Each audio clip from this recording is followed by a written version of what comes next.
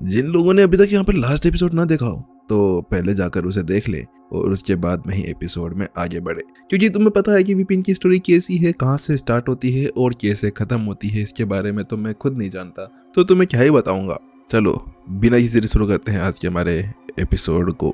जैसा कि last episode के अंदर हम लोगों ने ये देखा था कि लास्ट के अंदर प्रीतम और भास्कर दोनों की लड़ाई होती है, लेकिन उस जगह पर जब प्रीतम अपना लेवल अप कर लेता है तो वो वहां पर हार मान लेता है। उसके बाद में जो विपिन था वो आगे बढ़कर आता है। हालांकि जैसे वो आगे बढ़कर लड़ाई करने के लिए जा ही रहे थे कि उसी वक्त वहां पर जो आरुष था वो कूद पड़ता है और वहीं लास्ट एपिसोड खत्म हो जाता है। तो चलिए शुरू करते हैं आज के हमारे नेक्स्ट एपिसोड को और देखते हैं आगे क्या होता है।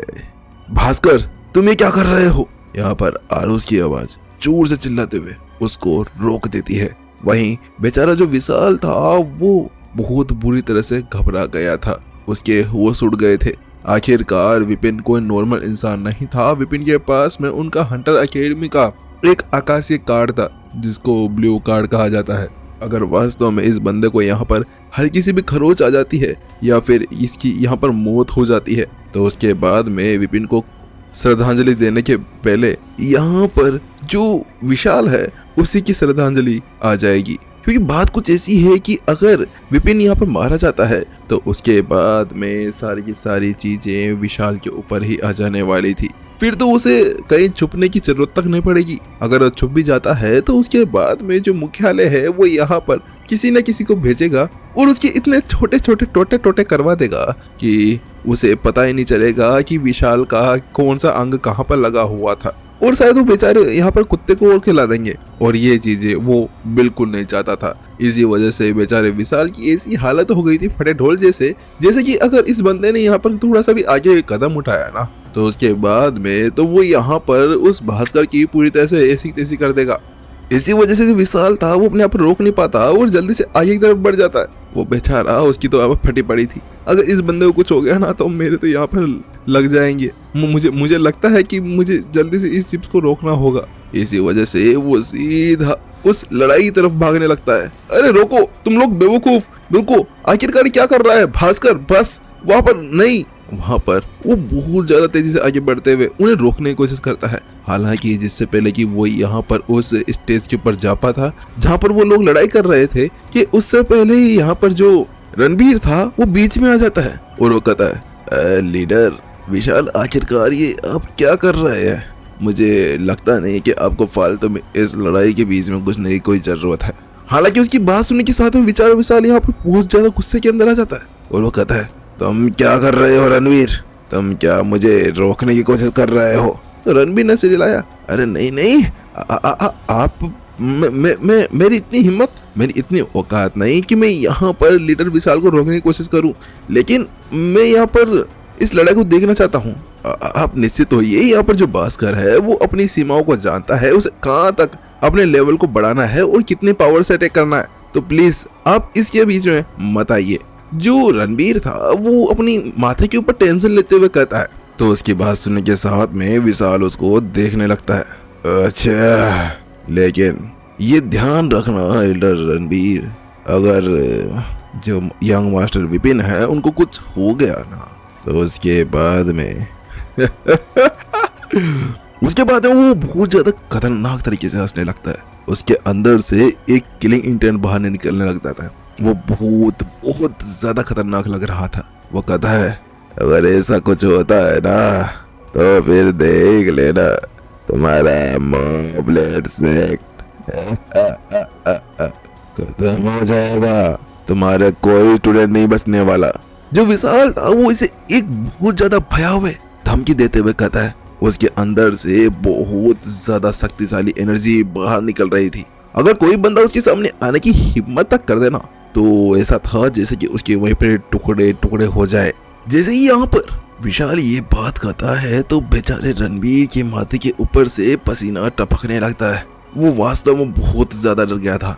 हाँ, चाहे से जो रणबीर है वो कितना ही ज्यादा पावरफुल क्यों ना हो, वो चाहे से यहाँ पर गैलेक्सी रियल्म के 6ठे स्तर के ऊपर क्यों ना हो, लेकिन वास्तव में जो विशाल था वो उससे काफी गुना ताकतवर था।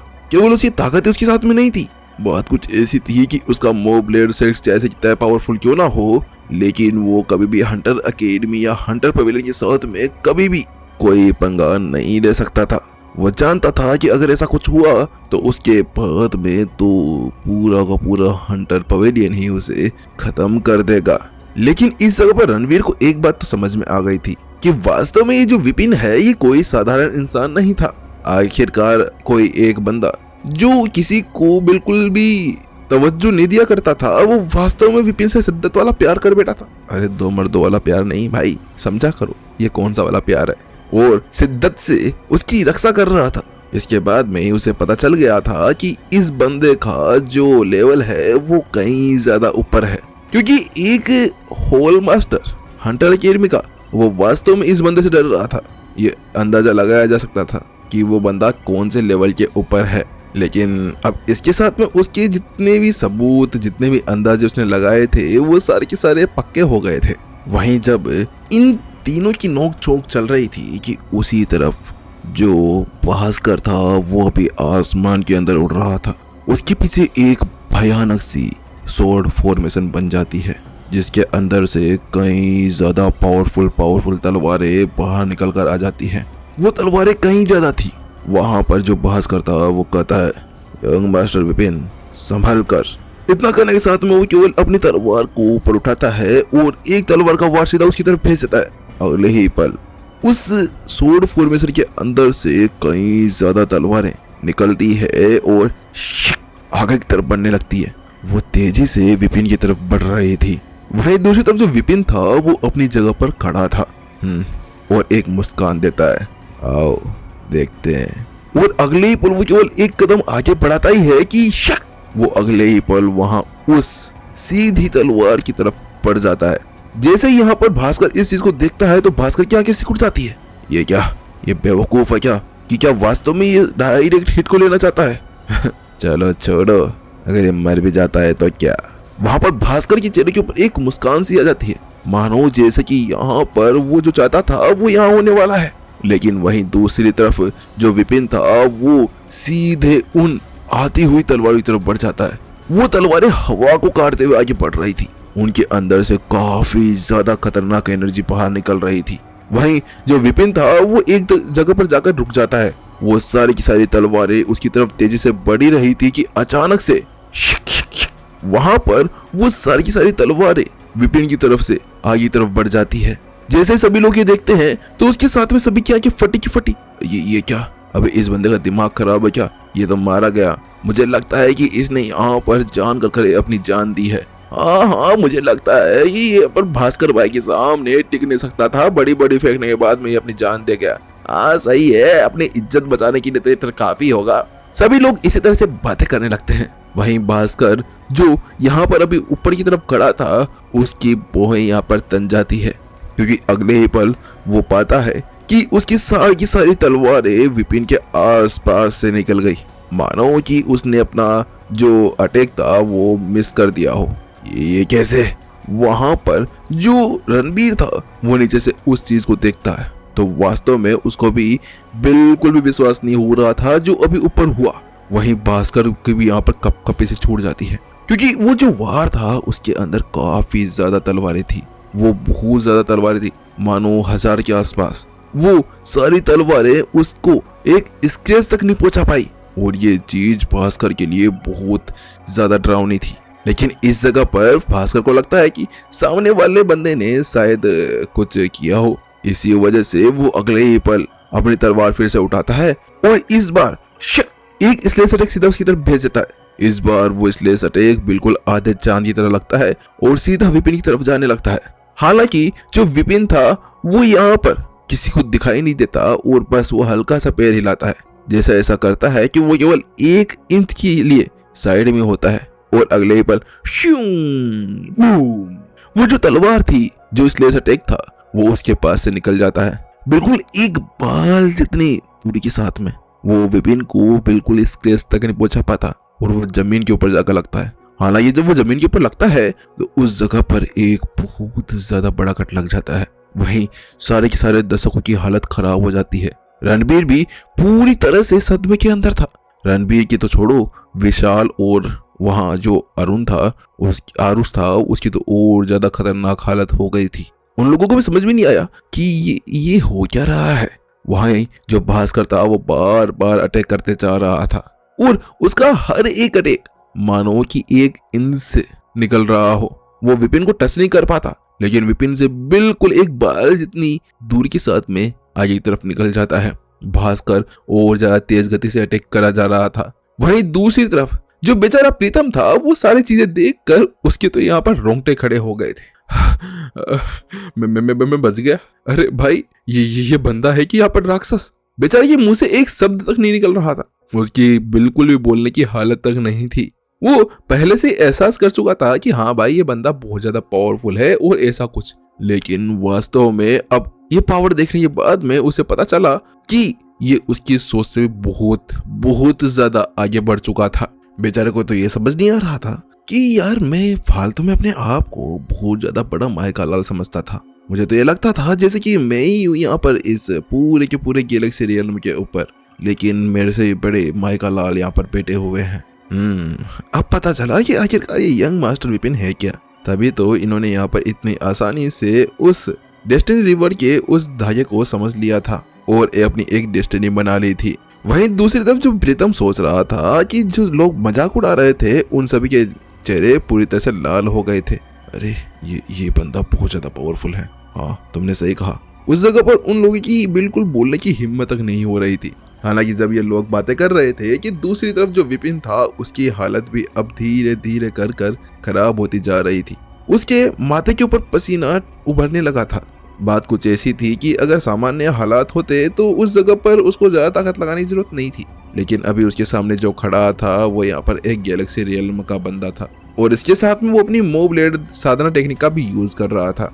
इस जगह पर विपिन ने पहले से ही अपनी काफी ज्यादा एनर्जी का यूज कर लिया था और वो थकते जा रहा था। बात कुछ ऐसी थी कि उसके पास में भी ज्यादा एनर्जी थी नहीं। उसको अगर और ज्यादा एनर्जी चाहिए तो उसके लिए उसे अपनी नई दुनिया को जलाना होगा और वो ऐसा नहीं करना चाहता था। वो तो कुछ ऐसा था कि विपिन पहले से ही मोब्लेड सेक्ट के जो मोदा तलवार टेक्निक थी उसके स्टेज 3 के ऊपर पहुंच चुका था। तो इसी वजह से उसके लिए इन सभी अटैक्स को समझना और डोज करना बहुत ज्यादा आसान हो गया था।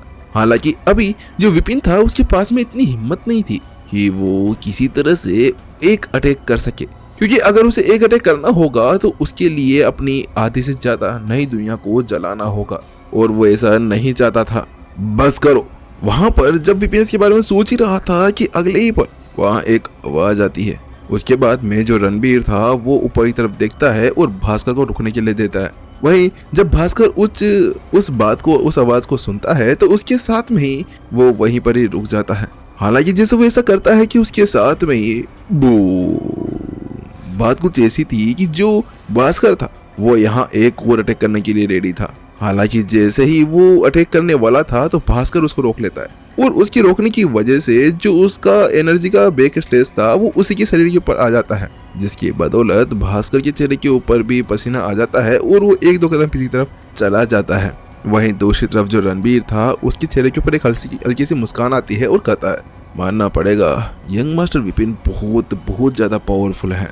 इतनी सी उम्र के अंदर इतनी ज्यादा पावरफुल एनर्जी होना वास्तव में कोई आम बात नहीं थी। उसके बाद में वो वहां पर रुकता नहीं और कहता है, होल मास्टर आरुष, होल मास्टर विशाल, मैं वास्तव में बहुत ज्यादा चकित हूँ कि एक बंदा इतना पावरफुल कैसे हो सकता है। तो उसकी बात सुनने के साथ में आरुष और विशाल के पास में भी कोई शब्द नहीं थे। वो बिल्कुल सोच नहीं पा रहे थे कि आखिरकार वो कहे तो कहे क्या, क्योंकि वास्तव में वो लोग भी बहुत ज्यादा हैरान थे कि एक बंदा उन सभी अटैक्स को कैसे डोज कर पा रहा था। उनके लिए भी एक पल के लिए तो इन अटैक्स को डोज करना बहुत ज्यादा मुश्किल हो जाता। तो उसी वक्त यहाँ पर जो रणबीर था वो आगे कहता है, और इसके अलावा आप लोगों का शुक्रिया कि आप लोगों ने मुझे जांच करने का एक मौका दिया। मेरी जांच पूरी हो चुकी है, तो अब मैं यहाँ से आप लोगों से विदा लेता हूँ। इतना कहने के साथ में ही वो यहाँ से जाने लगता है। तो वहीं दूसरी तरफ विपिन भी इस चीज को ज्यादा लेता नहीं। वो जानता था कि अभी इस बंदे से निपटने का कोई टाइम नहीं था, तो वो भी अपना हाथ दिला देता है। तो आरुष और विशाल भी कहते हैं, हाँ ठीक है, तुम जा सकते हो। इतना कहने के साथ में ही जो रणबीर और भास्कर थे वो दोनों वहां से चले जाते हैं। हालांकि कुछ दूर आने के बाद में जो भास्कर था उसके चेहरे के ऊपर थोड़ी सी असंतोष थी। वो कहता है, टीचर ये क्या, आपने मुझे बीच में क्यों रोक दिया? इस जगह पर बहुत ज्यादा उलझन के अंदर था। उसे समझ नहीं आ रहा था कि इतनी अच्छी लड़ाई चल रही थी और टीचर ने उसे बीच में रोक दिया। तो वहीं रणबीर कहता है, हमारा वैसे भी काम हो गया था, तो इसी वजह से हमें फालतू में आगे बढ़ने की कोई जरूरत नहीं थी। तो उसके साथ में भास्कर कहता है, लेकिन उसने तो अभी मोब ब्लेड टेक्निक का यूज भी नहीं किया। अगर आप थोड़ी देर और रुक जाते तो वो वास्तव में यहाँ पर अपने मोब ब्लेड टेक्निक का यूज करने वाला था। तो वही उसकी बात सुनने के साथ में ही जो रणबीर था उसके चेहरे के ऊपर एक हल्की सी मुस्कान आती है। बच्चे, तुम्हें शायद ये नहीं पता कि मैं तुम्हारा टीचर हूँ। टीचर, आखिरकार मैं पहले ही समझ चुका था कि क्या है और क्या नहीं। तो उसके साथ में भास्कर कहता है, हाँ क्या, आप क्या समझ गए टीचर? अरे बताइए तो सही। तो उसके साथ में रणबीर कहता है, लड़के, तुम्हें क्या पता कि वो बंदा पहले से ही तुमसे बहुत ज्यादा आगे निकल चुका है। वो मोब ब्लेड के स्टेज 3 के ऊपर पहुंच चुका है। तो भास्कर कहता है, क्या टीचर, आपको इसके बारे में कैसे पता? तो वहीं पर रणबीर कहता है, अरे तुमने महसूस नहीं किया, वो तुम्हारे हर एक अटैक को प्रिडिक्ट कर पा रहा था और एक हल्का सा गैप दिखाकर तुम्हें डोज कर रहा था। तुम्हें थोड़ी इतनी तो सूझबूझ होनी चाहिए। तो उसकी बात सुनने साथ में भास्कर चौंक गया। हाँ, ये वास्तव में ऐसा ही है, मुझे माफ कर दीजिए, मैं लड़ाई के अंदर बहुत ज्यादा मग्न हो गया था। हाँ, इसके अलावा दिलीप को भी यहाँ पर उसी ने अपनी साधना टेक्निक सिखाई है, तलवार आर्ट सिखाई है। तो इतना तो आसान था इस बारे में पता लगाना। तो वहीं भास्कर कहता है, हाँ गुरुजी, आप सही कह रहे हैं, लेकिन अब क्या, अब हमें क्या करना चाहिए? भास्कर उससे पूछता है। तो उसकी बात सुनने के साथ में ही जो रणबीर था उसकी आंखों के अंदर एक ठंडी चमक सी आ जाती है। उसकी आंखें अंगारों के अंदर जलने लगती है और वो कहता है, तुम जानना चाहते हो मैं क्या करूंगा? फिलहाल के लिए उसकी रक्षा विशाल और आरुष कर रहे हैं। वास्तव में एक द्वितीय स्तर से तृतीय स्तर के ऊपर जाने के लिए उसने बहुत ज्यादा कम टाइम लगाया। इसके साथ में समझा जा सकता है कि वो कितना ज्यादा भयानक है। उसकी प्रतिभा वो बहुत ज्यादा खतरनाक है, लेकिन दुर्भाग्य से उसे यहाँ पर जोई राजवंश नहीं आना चाहिए था। अगर मुझे पता ना चलता कि वो कौन है तो उसके बाद में वो और ताकतवर हो सकता था, लेकिन अब जब मैं जान गया हूँ तो मेरी बेरुखी के लिए मुझे दोष मत देना। इस जगह पर वो अपने हाथों को मलते हुए कहता है और कहता है, मेरी ही मोदाऊ ब्लेड टेक्निक को कॉपी कर मुझे ही रास्ते से हटाना चाहते हो, लेकिन ऐसा नहीं होगा। मैं तुम्हें मारूंगा, किसी को भनक तक नहीं लगेगी।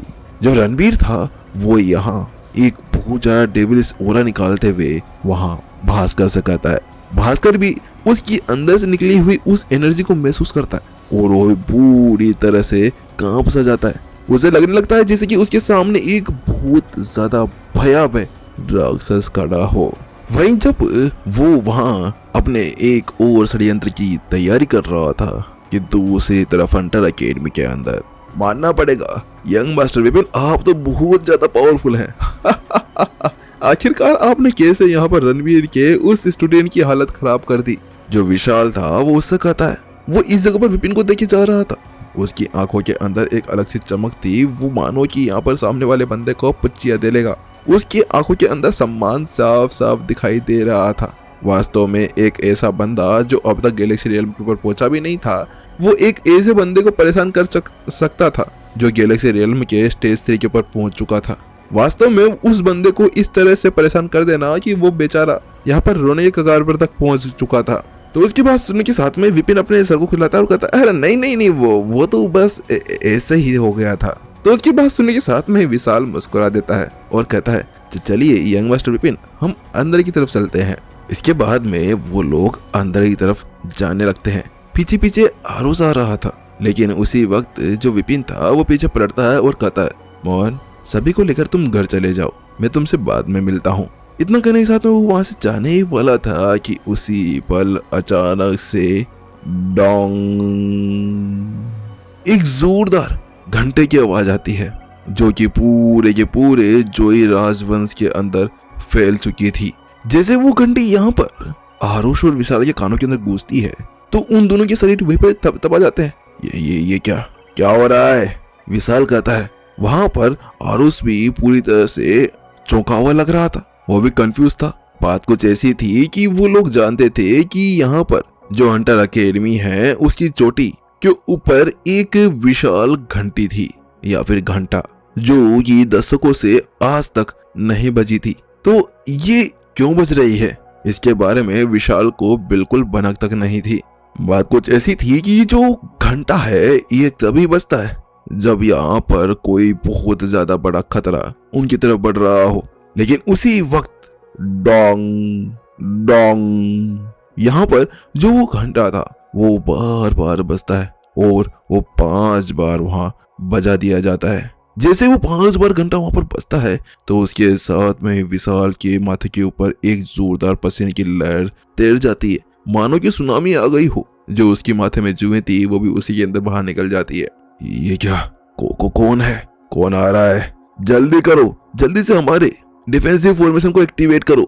यहाँ कोई बहुत ही ज्यादा हाई लेवल का विशेषज्ञ आ रहा है। जैसे उसकी वो आवाज वहां पर फैलती है कि अगले ही पल हंटर अकेडमी के अंदर तूफान सा मच जाता है। सभी लोग इधर उधर भागने लगता है। क्या अटैक हो रहा है? जल्दी से फॉर्मेशन एक्टिवेट करो। वहां जल्द ही कई ज्यादा सैकड़ों तलवारें आ जाती है और उन तलवारों के ऊपर कई ज्यादा विशेषज्ञ भागते हुए आते हैं।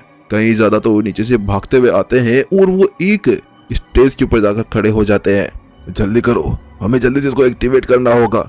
वो सारे के सारे विशेषज्ञ जल्दी से अपनी एनर्जी का यूज करते हैं और वहां एक गोल चीज के अंदर डालना शुरू करते हैं। जैसे ऐसा होता है कि अगले ही पल एक आवाज निकलती है और उस आवाज के साथ में ही पूरे वानसियांग जो हंटर अकेडमी थी उसके ऊपर एक फॉर्मेशन बनना शुरू हो जाती है। जो गोला था उसके अंदर से एक एनर्जी की बीम निकलती है और उस फॉर्मेशन को और ज्यादा ताकतवर करने लगती है। वहीं दूसरी तरफ इस चीज को महसूस कर विपिन के भी यहाँ पर एक पल के रोंगटे खड़े हो गए। अबे ये क्या हो रहा है? ये क्या मेरी वजह से हुआ है? नहीं, ऐसा नहीं हो सकता। मैंने तो अपनी एनर्जी छुपा के रखी हुई थी और मैंने तो कोई अटैक भी नहीं किया। वहां पर वो इसके बारे में सोचने लगता है, लेकिन उसी वक्त एक आवाज आती है। कौन है? ये आवाज आरोस की थी, जो कि एक तरफ देख रहा था। वहां पर एक विशाल गेट था जिसके अंदर से एक बंदा आगे की तरफ बढ़ते हुए आ रहा था। उस बंदे के अंदर से बहुत ज्यादा खतरनाक एनर्जी बाहर निकल रही थी। उसे तो उस फॉर्मेशन की बिल्कुल भी फिक्र नहीं थी जो फॉर्मेशन अभी वहां पर लगाई गई थी। जो वो एल्डर अंदर की तरफ आ रहा था वो लगभग 60 या 70 साल के आसपास लग रहा था। उसके शरीर से काफी ज्यादा खतरनाक एनर्जी बाहर फूट रही थी, जिस एनर्जी की बदौलत जो अटैक्स यहाँ पर उनकी सुरक्षा फॉर्मेशन के द्वारा उसके ऊपर किए जा रहे थे वो सारे के सारे अटैक्स वहीं पर ही टूटते जा रहे थे, मानो कि वो अटैक्स ना हो और किसी ने यहाँ पर केवल बर्फ की सूखी बर्फ का कोई गोले बनाकर उसके ऊपर फेंक दिए हो, जो उसे टकरा कर वहीं पर ही कांच की जैसे बिखर गए थे। वो एल्डर आगे बढ़ते हुए जा रहा था और बहुत ज्यादा खतरनाक एनर्जी छोड़ रहा था। वहीं जब विशाल ये चीज महसूस करता है तो उसकी आंखें, उसकी पुतलियां, उसके चेहरे के ऊपर पसीना से टपकने लगता है। उसका पूरा बदन यहाँ पर कांपने लगता है। बेचारे को लगता है जैसे कि उसने कोई बुरा सपना देख लिया हो। कौन है ये? आखिरकार हमारा सुरक्षा फॉर्मेशन तो इसके ऊपर कुछ कर ही नहीं रहा। नहीं, ये नहीं हो सकता। वो यहाँ पर अपने मन ही मन के अंदर कुछ सोचने लगता है। अगर ये वास्तव में अपने गैलेक्सी रियल्म के स्तर के ऊपर पहुंच गया है तो वास्तव में हमारा फॉर्मेशन तो कुछ कर ही नहीं सकता। लेकिन नहीं, इसकी ताकत ये क्या उससे भी आगे है? विशाल को समझ में आ गया था कि ये जो बंदा उसके सामने आ रहा है वो कोई नॉर्मल इंसान नहीं था। इसी वजह से वो जल्दी से आगे बढ़ता है और अगले ही पल वो चुटकी बजाता है। जैसे ऐसा करता है कि अगले ही पल उसके हाथ के अंदर एक टोकन सा आ जाता है और वो उस टोकन को अपने पास में लाता है और कहता है, नहीं, मैं इसको और ज्यादा एक्टिवेट कर नहीं रह सकता। अगर इस एल्डर को गुस्सा आ गया तो नहीं, ऐसा नहीं हो सकता। इसके बाद वो उस टोकन को ऊपर की तरफ करता है। जैसा ऐसा करता है कि अगले पल जो फॉर्मेशन वहां पर लगी थी वो वहीं पर ही गायब हो जाती है। उसके बाद में विशाल एक राहत की सांस लेता है और उसके बाद में वो आगे की तरफ बढ़ता है। वो अपने दिल के ऊपर हाथ रखे बैठा और कहता है, ऑल इज वेल। मुझे पूछना होगा, विशाल तू चिंता मत करे, तुझे कुछ नहीं होगा। अरे तेरी तो अभी शादी होनी है, बच्चे होने हैं। वैसे इसके 5-6 बच्चे तो होंगे ही। उसके बाद वो कांपते हुए आगे बढ़ता है और उसके बाद कहता है, एल्डर आप यहाँ? मैं यहाँ का होल मास्टर विशाल हूँ, इस हंटर अकेडमी का। विशाल आगे बढ़ता है और उससे पूछता है। तो उसकी बात सुनने के साथ में ही वहाँ पर जो वो एल्डर था जो अभी अभी आया था वो कहता है, अरे मैं तो बस यहाँ घूम रहा था, घूमते घूमते यहाँ पर आ गया। इस जगह पर विशाल के ऊपर वो बिल्कुल भी ध्यान नहीं देता। बेचारा विशाल तो उसके पीछे पीछे चलने लगता है और कहता है, अच्छा आपको कोई काम है तो बताइए, मैं आपकी मदद कर देता हूँ। तो उसके साथ में यहाँ पर वो एल्डर कहता है, वो बात कुछ ऐसी है कि मैं पहले डेस्टिनी हॉल गया था, वहाँ पर मुझे कुछ भी नहीं मिला, तो इसी वजह से मैं यहाँ पर आया हूँ। लेकिन वो डेस्टिनी हॉल को हो क्या गया, वो तो बिल्कुल मिट्टी के मलबे के अंदर मिल गया। आखिरकार हुआ क्या है? तो जैसे यहाँ पर वो एल्डर ये बात करता है तो उसके साथ में बेचारे विशाल के चेहरे के ऊपर मानो कि एक मुस्कान सी आ गई हो। वो कहता है, अच्छा, आप डेस्टिनी हॉल गए थे क्या?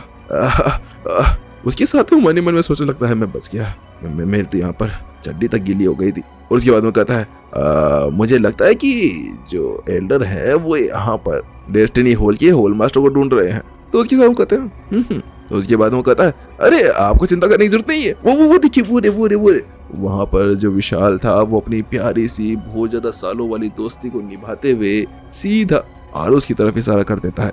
जो बेचारा आरुष था वो यहाँ पर अपनी तरफ देखने लगता है। उसके आसपास में जितने भी लोग खड़े हुए थे वो सारे पीछे की तरफ चले जाते हैं, मानो कि वो लोग पहले से घबरा गए हो।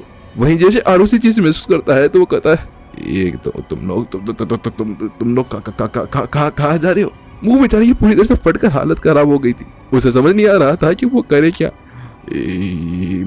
विशाल कमीने कुत्ते, वो यहाँ पर अपने मन के अंदर बहुत बुरी गाली दे रहा था। वो कहता है, विशाल तुम इतने बड़े हरामी कैसे हो सकते हो? अरे चलो ठीक है, हमारी दोस्ती का थोड़ा बहुत लिहाज तो रख लेना चाहिए था। आखिरकार तुम मुझे मरवाना चाहते हो क्या? वहीं दूसरी तरफ उसकी बात सुनने के साथ में ही जो वो एल्डर था वो यहाँ आरुष की तरफ देखने लगता है। जैसे आरुष उसकी निगाहें अपने ऊपर महसूस करता है तो उसके साथ में उसके दिल की धड़कन यहाँ पर बढ़ जाती है। मम्मी, दादाजी बचा लीजिए मुझे, मेरे तो अभी बच्चे भी नहीं है, मैंने शादी भी नहीं की, नहीं मैं ऐसे नहीं मर सकता। वो अपने मन ही मन के अंदर सोचने लगता है। बेचारे की हालत ऐसे हो गई थी फटे डोल की जैसे। वो यहाँ पर विशाल को पल भर के अंदर इतनी सारी गालियां दे चुका था कि अगर विशाल इन गालियों को सुन लेना तो बेचारे कान के अंदर से तो खून सा निकल कर बाहर आ जाए। इसके बाद में आरुष अपने आप को संभालता है और कहता है, ऑल इज वेल, नहीं कुछ नहीं होगा, स्टोरी हैप्टिंग महाराज की जय हो। उसके बाद में वो अपने आप को संभालता है और आगे की तरफ बढ़ जाता है और कहता है, मेरा नाम होल मास्टर आरुष है, मैं यहाँ पर जोई राजवंश के डेस्टिनी हॉल का होल मास्टर हूँ। एल्डर आप मुझे क्यों ढूंढ रहे हैं? इस जगह पर बेचारा फटे ढोल की तरह, एक भीगी बिल्ली की तरह उससे पूछता है। तो उसकी बात सुनने के साथ में ही जो एल्डर था वो कहता है, अरे तुम घबरा क्यों रहे हो? तो वहीं आरुष जब उस बात को सुनता है तो उसके साथ में अपने आप मसला पूछता है और कहता है, मैंने घबरा रहा। वहाँ पर उसकी हालत बहुत ज्यादा खराब हो गई थी। उस बेचारे के मुंह के अंदर से तो शब्द तक ना निकल रहे थे। वो मन ही मन में सोचता है, अरे एल्डर आपका दिमाग खराब तो नहीं हो गया? नहीं मैं दिमाग आपका दिमाग तो बहुत अच्छा है। नहीं लेकिन आप कैसे सोच सकते हैं कि इतने पावरफुल इंसान को अपने सामने देखने के बाद में मैं कैसे यहाँ पर शांत रह सकता हूँ? तो वहीं पर आरुष की हालत के ऊपर बिल्कुल भी ध्यान न देते हुए एल्डर कहता है, क्या अभी 2 घंटे पहले तुम्हारे डेस्टिनी हॉल के अंदर किसी ने वो डेस्टिनी रिवर की एग्जाम दी थी?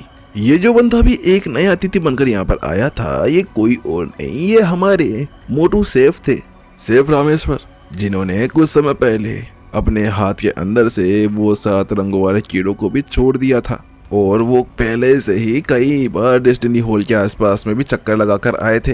कई ज्यादा लोगों से पूछा भी था, लेकिन उन्हें एक बात समझ नहीं आई कि सारे लोग उसको देखते ही भाग जाते थे या फिर वहीं पर बेहोश हो जाते थे, वहीं खड़े खड़े जम जाते थे। अरे इस मोटे को कौन बताया कि बेचारों की हालत या चड्डी गीली हो जाती थी, इसी वजह से वो क्या ही करे। लेकिन इतना ढूंढने के बाद में भी जिसे वो ढूंढ रहे थे वो वहां पर मिला तक नहीं। और ढूंढते ढूंढते वो यहाँ इस हंटर अकेडमी के अंदर आ गए। लेकिन जब वो हंटर अकेडमी के अंदर आए तो उस जगह पर इन लोगों ने उसे एक दुश्मन समझकर फॉर्मेशन को एक्टिवेट कर दिया। उस बेचारे को समझाने का मौका तक नहीं मिला और उसके ऊपर बहुत ज्यादा गुदगुदी करने वाले अटैक्स भी होने लगे थे। इसी वजह से अब उसे समझ नहीं आ रहा था कि वो कैसे एक्सप्लेन करे कि भाई उसके साथ में हुआ क्या था। वहीं दूसरी तरफ उसकी बात सुनकर आरुष के चेहरे के ऊपर एक मुस्कान से आती है। वो कहता है, हाँ अच्छा एल्डर, आप वास्तव में उस परीक्षा के बारे में पूछ रहे हैं? हाँ, हाल फिलहाल के अंदर वहां पर एक एग्जाम हुआ तो था। आखिरकार आरुष कैसे बोल सकता था कि वो परीक्षण अभी हुआ था? वो परीक्षण तो यहाँ पर उसकी जिंदगी का एक ऐसी कड़ी बन चुकी थी कि जिसको वो सपने के अंदर भी देखे तो उसके साथ में उसकी तो यहाँ पर हालत खराब हो जाने वाली थी, क्योंकि उस टेस्ट की वजह से तो बेचारे का वो रूम जिसके अंदर उसकी लुगाई तो को आने का मौका नहीं मिला था, लुगाई से ज्यादा उसने उस रूम को पसंद किया था, वो भी यहाँ पर खत्म हो गया था। तो उसकी बात सुनने के साथ में ही जैसे ही यहाँ पर रामेश्वर जी ये बात सुनते हैं तो वो कहता है अच्छा ऐसी बात है, तो तुम मुझे जल्दी बताओ कि आखिरकार वो लोग कहाँ पर है। वो बहुत ज्यादा कुछ लग रहा था, ऐसा जैसे कि यहाँ पर उसको यहाँ पर सोने की ईंट का टुकड़ा सा मिल गया हो। वो कहता है जल्दी बताओ कहाँ पर है। उसके साथ में वो यहाँ पर उसे पकड़ता है और उसे हिलाने लगता है, बताओ बताओ बताओ, बिल्कुल छोटे बच्चे की तरह, जैसे कि वो किसी खिलौने को हिला रहे हो। बेचारे आरुष को तो यहाँ पर उल्टी से आने वाली थी। वो कहता है एल्डर रुकिए, क्या कर रहे हैं आप? मेरे को उल्टी आ जाएगी, मैं मर जाऊंगा। वहां पर वो मन ही मन के अंदर सोचने लगता है। वहीं दूसरी तरफ एल्डर रामेश्वर को भी समझ में आता है कि वो क्या कर रहा है। वो कहता है मुझे माफ करना, वो मैं बहुत ज्यादा उत्सुक हो गया था। वहीं जो आरुष था वो कहता है आपकी उत्सुकता में मेरी जान ले लेगी, मेरे को क्या मारना चाहते हैं आप? उसके साथ में जो बेचारा आरुष था उसने राहत की सांस ली। उसको तो लगने लगा था जैसे कि वो यहाँ पर जीवन मरण के उस खेल से बाहर निकल कर आ गया हो। हाँ, ये वास्तव में उन सभी प्रतिभागियों को ढूंढ रहे हैं जिन्होंने यहाँ पर उसके अंदर हिस्सा लिया था। उसके बाद वो कहता है अरे एल्डर, आपको पहले इसके बारे में बताना चाहिए था ना। वो देखिए वो रहे, वो सारे यहीं पर ही खड़े हैं जिन्होंने आज एग्जाम दिया था। उसके बाद विपिन और बाकी सभी लोगों की तरफ इशारा करने लगा। क्या वो सब? उसके साथ में जो यहाँ पर एल्डर रामेश्वर थे वो उन सभी की तरफ देखने लगते हैं। उन सभी को देखते देखते अचानक से यहाँ पर जो स्पॉट लाइट थी सीधा प्रीतम के ऊपर जाकर रुक जाती है। ओह वो तुम हो। उसके साथ वो जल्द ही प्रीतम के पास में चले जाते हैं। कम उम्र का, पहले से साधना गैलेक्सी रियल्म के ऊपर पहुंच चुकी है। निसंदेह है वो बंदे तुम ही हो जिसको मैं ढूंढ रहा हूँ। वास्तव में तुम बहुत ज्यादा पावरफुल हो। बच्चे तुम्हारा नाम क्या है? जो एल्डर रामेश्वर थे वो उससे पूछते हैं। तो उसकी बात सुनने के साथ में ही मानो कि प्रीतम की आंखों के अंदर उत्साह सा उमड़ पड़ा हो। क्या मैं वो आगे बढ़ता है और कहता है मेरा नाम प्रीतम है। वो पहले से देख पा रहा था कि एल्डर आरुष और एल्डर विशाल दोनों के दोनों उस बंदे के सामने ऐसे झुक रहे थे। तो इसका मतलब साफ साफ था कि वो बंदा कोई नॉर्मल इंसान बिल्कुल भी नहीं था। वह समझ गया था कि इस बंदे की शरण में आना उसके लिए कितना ज्यादा अच्छा होने वाला था। अरे बहुत अच्छा नाम है, बहुत अच्छा, चलो इधर आओ मुझे देखने दो। इसके बाद में वो उसके साथ में उसको आके बुला लेता है और उसकी नाड़ियों को चेक करने लगता है। लेकिन वहीं दूसरी तरफ ये देखते हुए कि कैसे वो एल्डर यहाँ पर प्रीतम को चेक कर रहे थे, उसी वक्त विशाल आगे बढ़ पड़ता है और वो कहता है एल्डर आप, मुझे लगता है कि आप यहाँ पर प्रतिभाशाली स्टूडेंट्स को ढूंढ रहे हैं। अगर ऐसा है तो आप एक बार हमारे यंग मास्टर विपिन को भी देखिए, इन्होंने भी अभी उस एग्जाम को पास किया है। तो उसकी बात सुनने के साथ में जो एल्डर रामेश्वर थे वो विपिन की तरफ देखने लगते हैं। अच्छा तुम इसकी बात कर रहे हो? हाँ, बिल्कुल बेकार प्रतिभा। क्या हुआ अगर इसने यहाँ पर अभी भी एग्जाम दिया है? तो इतने बड़े होने के बाद में भी ये मूर्ख अभी भी केवल धर्म पहलू क्षेत्र के ऊपर पहुंचा है। ऐसे बंदों को हमारे यहाँ पर नालायक बेवकूफ फिजूल के वर्कर्स को कहा जाता है। भगाओ यहाँ से इसको, मुझे नहीं देखना इसे। एल्डर रामेश्वर उसकी बेइज्जती करते हुए कहते हैं क्योंकि विपिन की उम्र पहले से 26 साल हो गई थी। हाँ, माना कि हानियान शहर और इन सभी के अंदर उसकी प्रतिभा को बहुत ज्यादा ऊपर माना जाएगा, लेकिन एल्डर रामेश्वर इतने पावरफुल थे कि उनके सामने इसकी कोई हैसियत तक नहीं थी। कई बड़े बड़े परिवार के जो बच्चे थे वो पहले से ही शुरू से बचपन के अंदर से ही साधना स्टार्ट कर देते थे और 16-17 के होते हुए तो वो पहले गैलेक्सी रियल्म के ऊपर पहुंच जाते थे और ऐसे बंदे ही उनके लिए बहुत ज्यादा पावरफुल होते थे। और इसके अलावा मुझे तो नहीं लगता कि ये यहाँ पर किसी कुकिंग भाग्य को भी जगा पाएगा। भगाओ इसको यहाँ से। इसके बाद वो प्रीतम के ऊपर नजर डालकर वापस से उसको चेक करने लगता है, लेकिन वहीं दूसरी तरफ जो विपिन था वो अपना सर हिला देता। कोई बात नहीं। वो पहले से ही यहाँ पर इस हाई प्रोफाइल को लेकर रखना नहीं चाहता था। आखिरकार वो अपनी लो प्रोफाइल को बनाना चाहता था। वो अगर पहले बता देगा कि भाई यार उससे बड़ा मायका लाल तो यहाँ पर कोई है ही नहीं, तो उसके बाद में उसकी हाई प्रोफाइल सभी को पता चल जाएगी और फिर उसके लिए मुसीबतें और ज्यादा बढ़ जाएगी। तो अच्छा यही होगा कि मुसीबतों को दूर रखने के लिए वो यहाँ पर लो प्रोफाइल बनाकर रखे। वैसे भी मुसीबतें तो कुछ ऐसी थी जो उसकी अनचाही एक्स गर्लफ्रेंडों जैसे काम करती थी। वास्तव में वो कभी भी उसके पीछे आ जाती थी और कहती थी मेरे पति देव बनो दे, बेचारा यहाँ पर क्या ही करता। उसकी तो हालत खराब हो जाती थी। लेकिन इस समय यहाँ पर जो प्रीतम था वो विपिन का चचेरा भाई बन चुका था। अरे चचेरा नहीं, उसका स्टूडेंट जैसा।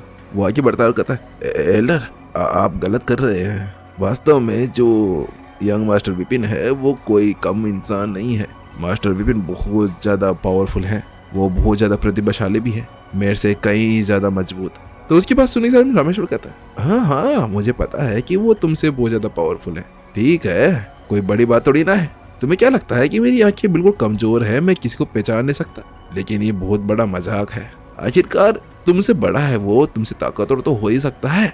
लेकिन बच्चे, मुझे यहाँ पर इसकी कोई जरूरत नहीं है।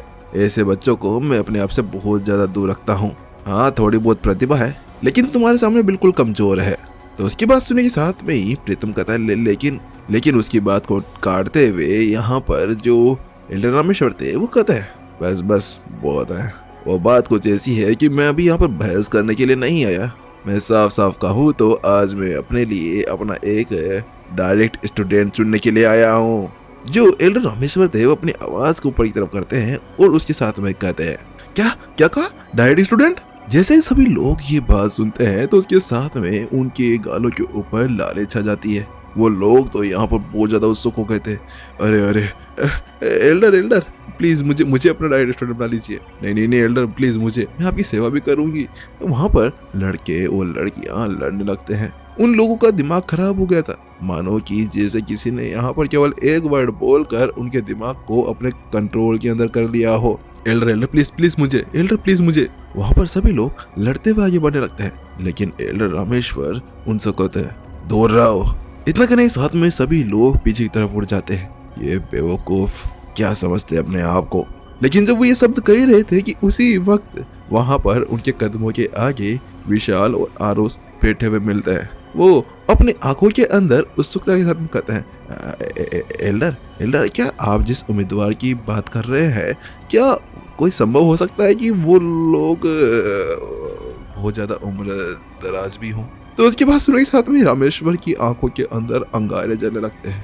तुम दोनों बेवकूफ, भागो यहाँ से, दफा हो जाओ। तो उसकी बात सुनने के साथ में विशाल और आरुष की फटकर चार हो जाती है। वास्तव में बेचारों की हालत खराब हो गई थी। वो वहां से उठते हैं और डिंग डिंग डिंग डिंग डिंग डिंग करते हुए वहां से भाग जाते हैं। बेचारे विशाल और आरुष बहुत ज्यादा शर्मिंदा लग रहे थे, लेकिन उनकी हिम्मत नहीं थी कि वो इतने अच्छे ऑफर को ठुकरा दे। क्योंकि बात कुछ ऐसी थी कि जो यहाँ पर किसी पावरफुल इंसान का डायरेक्ट स्टूडेंट बन जाना ये कोई नॉर्मल आम बात नहीं थी। अगर कोई बंदा ऐसा कर लेता है तो उसके बाद में उसके पास में मौका होता था अपनी साधना को बहुत ज्यादा तेजी से आगे बढ़ाने का। अगर वो अपनी साधना को बहुत ज्यादा आगे बढ़ा ले तो उसके बाद में कोई उसके सामने टकरा तक नहीं सकता था। पैसा, धन, शोहरत, ये सब तो आम बात थी। अगर किसी को यहाँ पर एक अच्छे सेक्ट के अंदर ले लिया जाए तो वो बहुत ज्यादा पावरफुल बन सकता था। उसके बाद में यहाँ पर जो रामेश्वर थे वो अपने गुस्से को शांत करते हैं और कहते हैं देखो, स्वाभाविक रूप से मेरी एक शर्त है, जितना युवा हो उतना ज्यादा अच्छा, जितना पावरफुल हो उतना बेहतर। और इसके लिए प्रीतम काफी ज्यादा अच्छा है, वो पावरफुल भी है, युवा भी है और वास्तव में ये काफी होगा। उसके बाद में वो प्रीतम की तरफ देखने लगते हैं और कहते हैं लड़के, जरा तुम मुझे बताओ ये आखिरकार तुम्हारे पास में कितनी पावर है, और हो सके तो क्या तुम अपनी जो यहाँ पर भाग्य है उसको भी दिखा पाओगे कि तुमने आखिरकार कौन से भाग्य को जागृत किया है। लेकिन जैसे प्रीतम ये बात सुनता है तो उसके साथ में ही वो चुप हो जाता है। बात कुछ ऐसी थी कि जो भाग्य उसके पास में था, कृतज्ञ भाग्य, ये कोई नॉर्मल आम भाग्य नहीं था, बहुत ज्यादा यूनिक भाग्य था। इसके बारे में किसी को पता चल जाता है तो उसके बाद में साफ साफ ये था कि सामने वाले बंदे उसके ऊपर एहसानों पे एहसान करते जाएंगे, जिसके बदौलत वो बहुत ज्यादा कमजोर हो जाएगा। हो सकता था कि कोई उसके भाग्य के ऊपर चेन खींच दे, जिसके साथ में एक भाग्य लोग को लगाकर उसके भाग्य को वहीं पे रोका जा सकता था, और वो ऐसा बिल्कुल भी नहीं चाहता था। इसी वजह से वो कहता है एल्डर रामेश्वर, माफ करिएगा एल्डर, लेकिन मैं आपको वो बता नहीं सकता, लेकिन मैं अपनी ताकत दिखा सकता हूँ। तो उसके बाद सुनने के साथ में जो रामेश्वर थे वो अपना सर हिला देते हैं, क्योंकि वास्तव में बात कुछ ऐसी थी कि जिस भाग्य की बात वो कर रहे थे, कुकिंग भाग्य, ये कोई नॉर्मल चीज नहीं थी। वही रामेश्वर अपना सर हिला देता है, क्योंकि उसे वास्तव में अपने जो स्टूडेंट था, जो होने वाला स्टूडेंट था, उसकी मानसिक दृढ़ता की परीक्षा भी लेनी थी और वास्तव में इसके लिए बहुत ज़्यादा हैवी हो जाना था। आखिरकार बात कुछ ऐसी थी कि जो कुकिंग भाग्य है वो कोई नॉर्मल भाग्य नहीं है। जब स्टार्टिंग में उसके पास में ये आया था तो उस जगह पर उसको बहुत ज़्यादा मुसीबतों का सामना करना पड़ा था। बहुत सारे लोग थे जो यहाँ पर इसके लिए उसका मजाक उड़ाते थे और उसे भी बहुत ज़्यादा बेकार लगता था।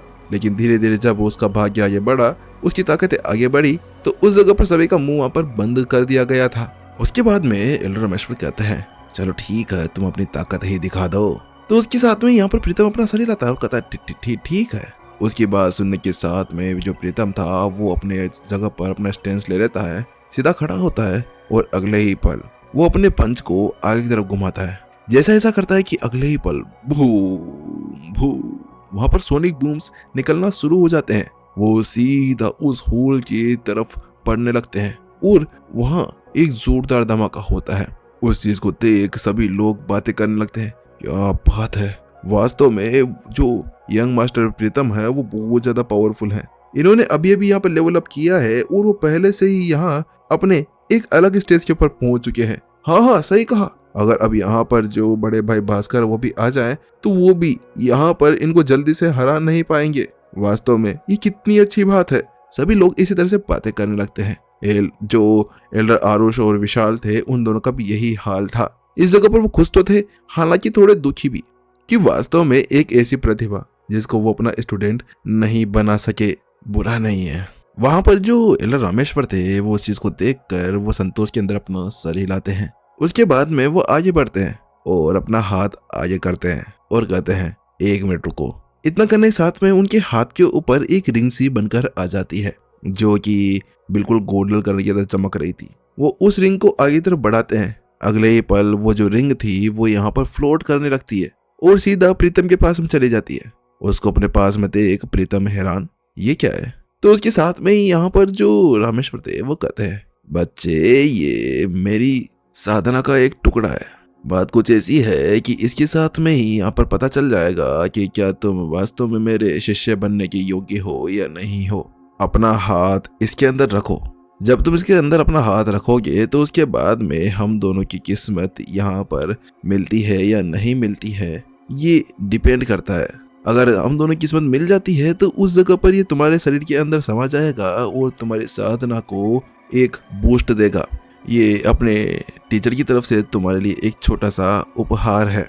और इसके अलावा अगर ये वहीं पर ही रहता है, कुछ नहीं होता है और किस्मत मेल नहीं खाती है तो मुझे तुम्हारी बारे में बिल्कुल कुछ भी पता नहीं चलेगा।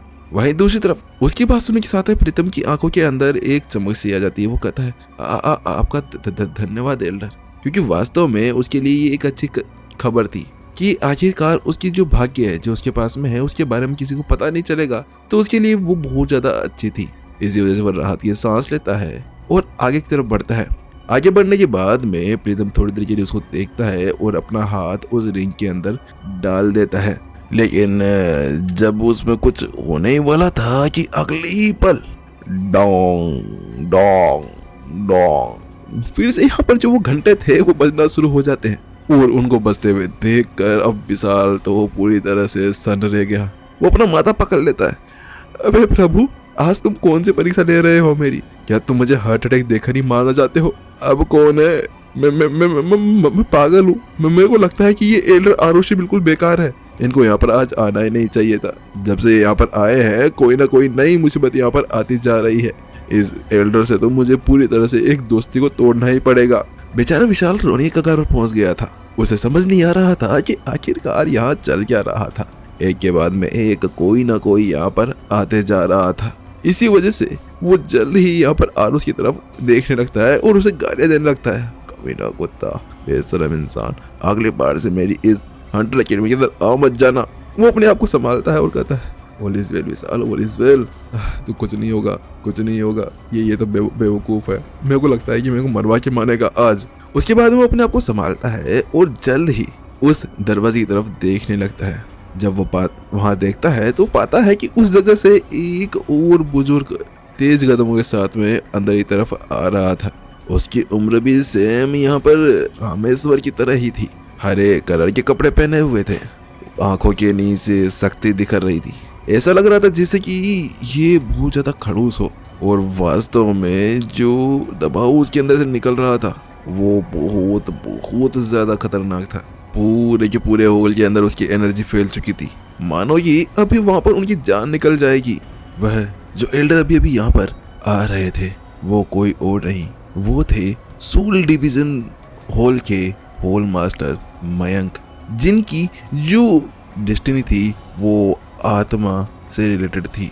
इन्हें भी यहाँ पर अपनी ही डेस्टिनी जैसी कोई और एक और डेस्टिनी महसूस हुई थी, जिसकी बदौलत वो यहाँ पर दौड़े चले आए। वहीं दूसरी तरफ उसको देखने के साथ में ही जो यहाँ पर हमारे बावर्ची रामेश्वर थे वो यहाँ पर उसको देखकर हैरान, अरे बुढ़े मयंक तू यहाँ पर क्या कर रहा है? वहाँ वो उससे कहता है मानो कि यहाँ पर वो उसी का दोस्त सा हो। वहीं उसको देखकर जो मयंक थे वो कहते हैं, अरे मोटे तुम यहाँ क्या कर रहे हो? और मैं भी उसी वजह से यहाँ पर आया हूँ जिस वजह से तुम यहाँ पर आए हुए हो, वो उससे कहता है। लेकिन उसकी बात सुनने के साथ में जो रामेश्वर था वो पूरी तरह से हैरान, क्या मैं जिस वजह से आया हूँ तुम्हें कैसे पता मैं किस वजह से यहाँ पर आया हूँ? वो पूरी तरह से हैरान था। बात कुछ ऐसी थी कि जो ये डेस्टिनी होती थी ये सब देख सकते थे कि आखिरकार वो क्या है, क्या चमक है, लेकिन किसी को ये नहीं पता हो सकता था कि ये जो नया भाग्य, जो नई डेस्टिनी यहाँ पर खुलकर आई है ये किस प्रकार की है। इसको केवल वही बंदा महसूस कर सकता है जिसके पास में पहले से ही वो भाग्य हो, वो डेस्टिनी हो जिसको उसने अभी अभी यहाँ पर जागृत किया था। और रामेश्वर को तो लगता था कि उसी के पास में ही यहाँ पर केवल कुकिंग भाग्य है और किसी पास नहीं होगा। वहीं दूसरी तरफ उसकी वो बात सुनने के साथ में ही जो मयंक था वो हंसने लगता है और अगले ही पल वो 2 कदम रखता है और पलक झपकते ही उन सभी के सामने आकर खड़ा हो जाता है, मानो इतना तेज कि किसी की आंखों के सामने तक वो नजर ना आया। कोई आम बंदा तो उसे देख तक नहीं सकता था। वास्तव में वो बहुत बहुत ज्यादा भयावह था। वहीं दूसरी तरफ उसकी उस गति को देखने के बाद में सभी लोग पूरी तरह से हैरान थे। क्या ये नहीं हो सकता? क्या ये आत्मा शक्ति को मोड़ देने वाला है? आरुष पहले से इस चीज को समझ चुका था कि अभी अभी सामने वाले बंदे ने क्या किया था।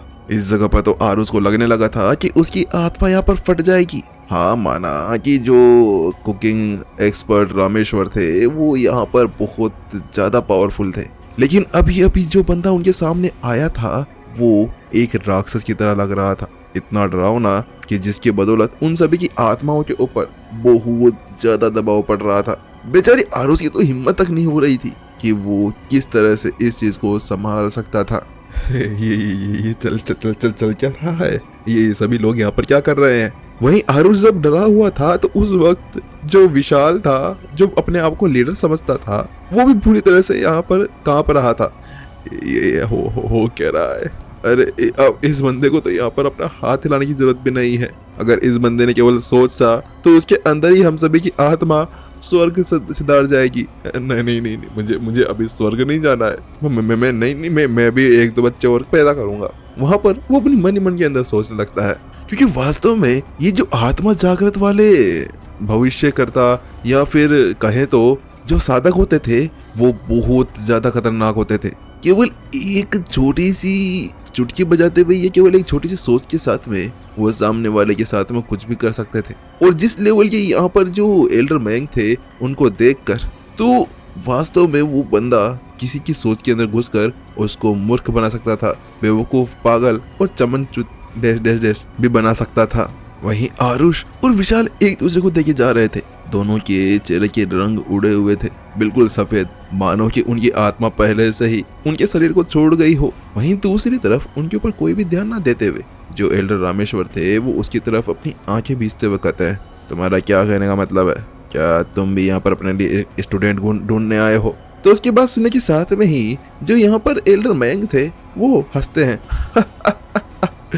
क्यों, केवल तुम्हें ही यहाँ पर अपना एक उत्तराधिकारी खोजने की छूट है क्या? मुझे नहीं।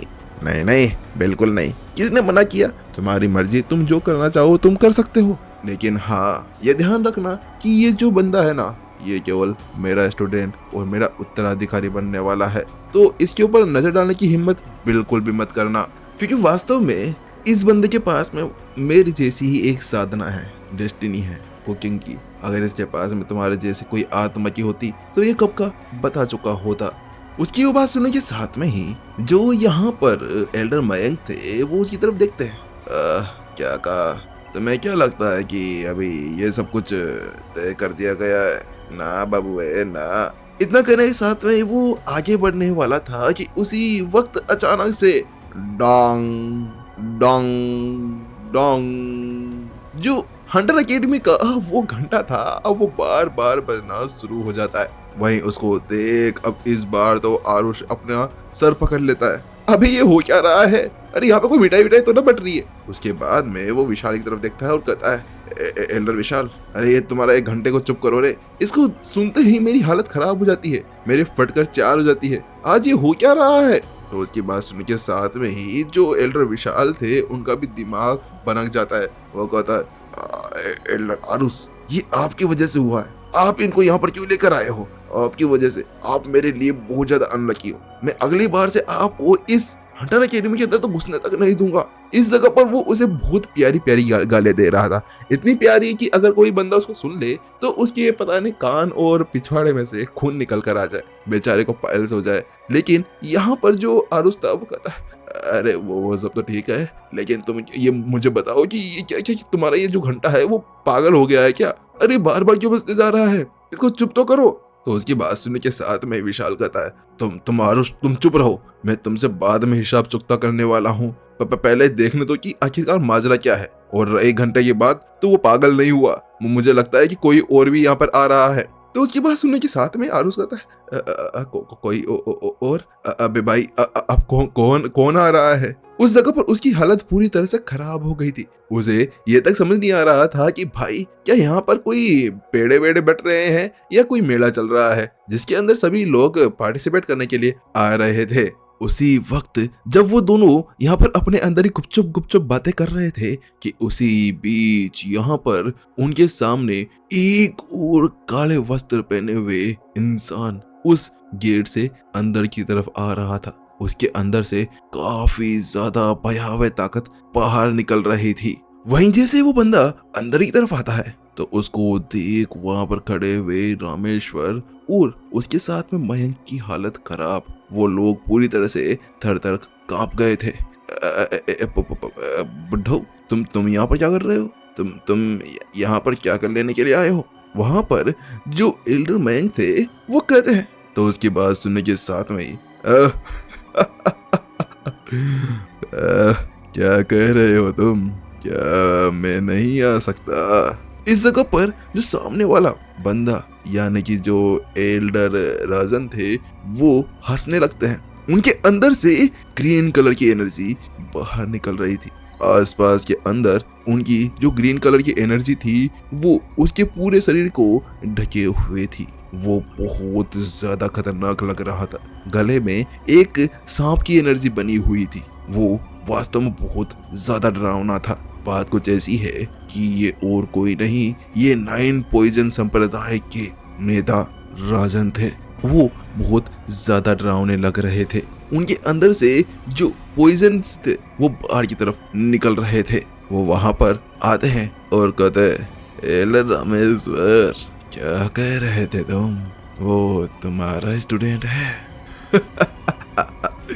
इस जगह पर वो प्रीतम की तरफ पॉइंट करते हैं और उससे कहते हैं, सपना देखो। वहीं उसकी बात सुनने के साथ में ही बेचारा रामेश्वर की हालत खराब हो गई, क्योंकि वास्तव में ये बंदा बहुत ज्यादा डरावना था। इसके पास में पहले से ही पॉइजन की विशेषताएं थी और जहर की विशेषता होने के बाद में कोई बंदा ये नहीं चाहेगा कि किसी का सामना ऐसे बंदे के साथ में हो जो यहाँ पर कोई से भी आत्मा या कोई से भी शरीर जहर को उनके शरीर के अंदर डाल दे और उनका वहीं पर ही भल्लाभम कर दे, क्योंकि वास्तव में ये उनके लिए बहुत ज्यादा खतरनाक हो सकता था। वहीं वो कहता है, अरे वो लेकिन। तो उसकी बात सुनने के साथ में ही जो यहाँ पर राजन था उसके चेहरे के ऊपर एक मुस्कान आती है। लेकिन क्या? चलो छोड़ो यार, मैं तो केवल यहाँ पर अपने इंस्टिंक्ट्स को देखते हुए आया था। मुझे उन्हें बहुत ज्यादा भरोसा था। चलो छोड़ो, हम इसको पाने के लिए एक शर्त लगाते हैं। वहां पर जो राजन था वो अपने हाथों को आगे तरफ फैलाता है और कहता है, शर्त? कैसी शर्त? जो यहाँ पर एल्डर मयंक थे वो अपने आप को संभालते हैं। हाँ, उनकी भी फटी पड़ी थी, क्योंकि वो कितने ज्यादा पावरफुल आत्मा गुरु क्यों ना हो, लेकिन वास्तव में उनके सामने जो था वो जहर मास्टर था। अगर वो वास्तव में एक फूंक मारे ना तो उनकी आत्मा नष्ट हो जाए, और उनकी आत्मा ही नहीं रहेगी तो वो क्या ही कर सकते थे। वही रामेश्वरी पूछता है, क्या क्या क्या क्या, क्या कैसी शर्त है? तो उसकी बात सुन के साथ में ही जो राजन था वो मुस्कुराता है और कहता है, शर्त कैसी? ज्यादा कुछ नहीं, हम तीनों यहाँ पर उस बच्चे को परखेंगे। अगर वो हमारी परीक्षा पूरी कर देता है और हम में से किसी का शिष्य बन जाता है तो शर्त कुछ इस तरह से होगी। अगर वो मेरा स्टूडेंट बनता है तो उसके बाद में रामेश्वर तुम्हें मेरे लिए कम से कम 10 बार खाना बनाना होगा। हाँ, अगर वो तुम्हारा स्टूडेंट बनता है तो कैसा रहेगा, मैं तुम्हारे लिए 7 सेक्शन वर्म को पकड़ कर दे दूं। चलो बताओ कैसी लगी तुम्हें मेरी शर्त? तो उसकी बात सुन के साथ में ही जो एल्डर मैंग था वो कहता है, रुको, इस शर्त में मैं भी शामिल हूँ। अरे तुम दोनों ऐसे कैसे कर सकते हो भाई? मैं भी हूँ यहाँ पर। तुम पागल वागल हो गए हो क्या? मैं क्या यहाँ पर झक मराने आया हूँ? वहाँ पर जो एल्डर मैंग थे वो आगे बढ़ते हैं और इस जगह पर उन तीनों का घमासान युद्ध शुरू होने लगता है। तो वहीं उसकी बात सुनने के साथ में ही राजन मुस्कुराता है, अच्छा, अरे यार मैं तो भूल गया था तुम यहाँ पर आए थे क्या चिरकुट? इधर आना देखना देना, तुम कहाँ गए? वहाँ पर वो उसको देखते हुए उसका मजाक उड़ाते हुए कहता है, तो मैं कहता है, बस बहुत हुआ, क्या तुम मरना चाहते हो? तो उसके साथ में ही राजन कहता है, नहीं नहीं नहीं, वो बात कुछ ऐसी है कि मैं तुम्हें देख नहीं पाया। चलो छोड़ो, अगर वो यहाँ पर तुम्हारा स्टूडेंट बन जाता है तो उसके बाद में मैं तुम्हारे लिए एक एंटीडोट गोली बनाऊंगा जो सभी तरह की जहरों से रहित होगी। वो मैं तुम्हें गिफ्ट के अंदर दूंगा, बोलो कैसा लगा? तो उसकी बात सुनने के साथ मैं कहता है, हाँ ठीक है, और अगर वो तुम्हारा स्टूडेंट बनता है तो मैं तुम्हारे लिए ये एक स्वर्ण आत्मा गोली दूंगा, जिसके बाद में तुम्हारी आत्मा बहुत ज्यादा ताकतवर हो जाएगी। ठीक है, मंजूर है। राजन और रामेश्वर दोनों के दोनों कहते हैं। वहीं दूसरी तरफ तीनों की ये बातचीत सुनने के बाद में विशाल और आरुष दोनों को तो मानो कि यहाँ पर सदमा सा लग गया हो। अरे बुढ़े क्यों हो गए? मुझे जवान रहना था। नहीं, ये गलत बात है। मेरे को बुढ़ा नहीं होना था। वो दोनों इसी तरह से अपने मन ही मन के अंदर रो रहे थे। बेचारों को मानो कि यहाँ पर सांप सूंघ गया हो। वो एक शब्द कहने के योग्य नहीं बचे थे, उनका गला सूख सा गया था, क्योंकि बात कुछ ऐसी थी कि उन्हें यहाँ पर रामेश्वर के बारे में तो ज्यादा कुछ नहीं पता था, लेकिन जो ये दोनों बंदे थे जो कि अभी यहाँ पर आत्मा गोली और एंटीडोट गोली के बारे में बात कर रहे थे, वो गोली वास्तव में बहुत ही ज्यादा कीमती थी। इसको पाने के लिए कोई बंदा लड़ भी मरेगा, और ये इतने ज्यादा अनमोल चीजें यहाँ पर शर्त के ऊपर लगा रहे थे। उन लोगों को ये समझ नहीं आ रहा था कि आखिरकार जो ये बंदे हैं ये है कौन, कहाँ से आए हैं, इनकी हैसियत क्या है। वहीं जब वो लोग इसी तरह से बहुत ज्यादा हैरान थे, वो सोच समझ नहीं पा रहे थे। सभी लोगों का भी यही हाल था। अबे ये एल्डर्स कौन है भाई? मुझे नहीं पता, लेकिन भाई ये प्रीतम बहुत ज्यादा खुशनसीब है कि उसे यहाँ पर एज एल्डर्स के सामने बातचीत करने का मौका मिल रहा है। हाँ, तुमने सही कहा, ये तो बहुत ज्यादा भाग्यशाली है। वो सभी लोग ऐसे ही प्रीतम से जलने लगते हैं। वहीं उनकी वो बातें प्रीतम के मन के अंदर, तन बदन के अंदर आग लगा रही थी, बिल्कुल छोरियों की तरह। वो यहाँ पर मन ही मन में अपने आप को एक अलग ही सातवें आसमान के ऊपर बैठे हुए पा रहा था। मेरा हान परिवार, मैं अब बहुत ज्यादा अमीर होने वाला हूँ, मैं पावरफुल होने वाला हूँ, मेरी हैसियत अब इन सभी से ऊपर है, इन सभी की क्या औकात है। उसके साथ में वो यहाँ पर विपिन की तरफ देखने लगता है। ये वही बंदा है जिसने मेरी लाइट चुराई थी। अब देखो यहाँ पर ये तीनों मेले किस तरह से लड़ रहे हैं। मैं इनमें से किसी का भी स्टूडेंट बन जाऊं और वास्तव में ये बहुत ज्यादा अच्छा होने वाला है। मुझे अब किसी की जरूरत नहीं है, मैं बहुत ज्यादा अमीर बनूंगा और बहुत ज्यादा ताकतवर भी। अब यहाँ पर जो प्रीतम था वो अपने आप को एक अलग स्टेज के ऊपर पहुंचा चुका था। वो सोच रहा था जैसे कि उसके आसपास में सुंदरी भटक रही है और वो बहुत ज्यादा ताकतवर हो गया है। ये तीनों उसी के लिए खिद्दत कर रहे थे। आखिरकार उसे वास्तव में बहुत ज्यादा अच्छा लग रहा था। वो यहाँ पर ये सोच रहा था कि इस बंदे ने मुझे कितना ज्यादा अपमान दिया था, अब मैं इसको उसका डबल लौटाऊंगा। प्रीतम यहाँ पर इसके बारे में सोच ही रहा था। उसी वक्त विपिन बीच में कूद पड़ता है और कहता है टाटा बाय बाय। बिना की सस्पेंस के हम नेक्स्ट एपिसोड में मिलते हैं। आप लोगों को ये लॉन्ग एपिसोड कैसा लगा कमेंट्स में जरूर बताना। देखो यार, लाइक शेयर कमेंट कर दिया करो, शेयर मत कराओ, कमेंट कर दिया करो, लाइक कर दिया करो, जिसके साथ में हमारी वीडियो को थोड़ा बहुत बूस्ट मिल जाता है। हमें ज्यादा देखो व्यूज तो आते नहीं है, 200-250 आते हैं, ठीक है, लेकिन वो भी हमारे लिए बहुत ज्यादा होते हैं। इसके अलावा अगर आप लोग करना चाहें तो एक काम कर सकते हैं, हमारे जो मेंबरशिप प्लान है ना वो ले सकते हैं, ताकि उसके साथ में हमें थोड़ा बहुत सपोर्ट मिल जाए तुम लोगों का। समझा करो यार, समझा करो। आज लास्ट डे तो आज तुम मेंबरशिप ले ही लेना। थोड़ी बहुत छोटी वाली भी ले सकते हो, बड़ी वाली भी ले सकते हो। कोई सपोर्ट करना चाहे तो थैंक्स के ऊपर सुपर थैंक्स भी कर सकते हो। चलो जल्दी मिलते हैं नेक्स्ट एपिसोड के अंदर। बिना की सस्पेंस के टाटा बाय बाय और गालियां मत देना, ठीक है। नेक्स्ट एपिसोड के लिए तो बिल्कुल भी मत बोलना, मैं डाल दूंगा खुद ही, क्योंकि स्क्रिप्ट खत्म हो गई है यार। इसको मैं 2 घंटे का बना देता, लेकिन स्क्रिप्ट नहीं बची भाई। समझा करो, अपना भी गला पूरा खराब हो गया है। Bye bye.